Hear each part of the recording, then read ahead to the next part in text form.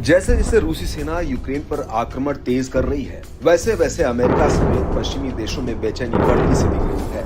Современные, эффективные армия и флот हाल ही में रूसी राष्ट्रपति व्लादिमीर पुतिन ने बताया था कि रूस ने परमाणु क्षमता वाली अत्याधुनिक इंटरकॉन्टिनेंटल बैलिस्टिक मिसाइल सरमत सेना को सौंप दी है और उसे वॉर ड्यूटी में भी लगा दिया गया है।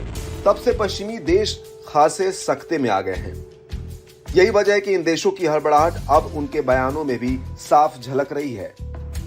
अमेरिकी सामरिक कमान के प्रमुख वायुसेना जनरल ने रूस पर बड़ा दावा किया है। एंथनी कॉटन ने कहा कि रूस अमेरिका के सैन्य प्रभुत्व के लिए एक गंभीर चुनौती है। मॉस्को के पास पहले से ही अमेरिका से ज्यादा परमाणु शस्त्रागार है। रूस सक्रिय रूप से इसका आधुनिकीकरण कर रहा है। चीन के साथ मिलकर रूस कई क्षेत्रों में अमेरिका और उसके सहयोगियों के खिलाफ तेजी से अपनी स्थिति में सुधार कर रहा है। इन परिवर्तनों की गति बढ़ रही है और अब कुछ साल पहले देखी गई तुलना में बहुत तेज है। जनरल एंथनी कॉटन ने रूसी राष्ट्रपति पुतिन के हालिया बयान की ओर भी इशारा किया, जिसमें पुतिन ने कहा था कि रूसी सामरिक परमाणु बलों को लगभग पूरी तरह से मॉडर्न कर दिया गया है। साथ ही नौसेना को लगभग 100% उन्नत किया गया है।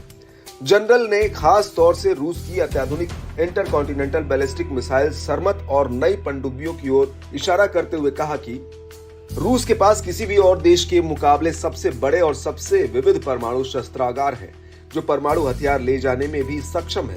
मॉस्को क्लासिक न्यूक्लियर ट्रायड से परे अपने परमाणु विकल्पों का विस्तार और आधुनिकीकरण भी कर रहा है। आसान शब्दों में कहें तो यदि कोई देश जल, थल और वायु तीनों जगहों से परमाणु हमला करने में सक्षम होता है तो उसे न्यूक्लियर ट्रायड देश कहा जाता है।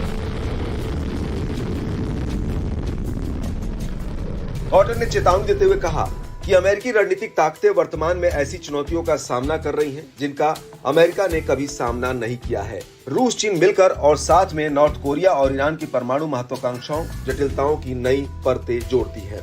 ये बिल्कुल महत्वपूर्ण है कि हम अपने न्यूक्लियर ट्रायड के आधुनिकीकरण को स्पीड से जारी रखें।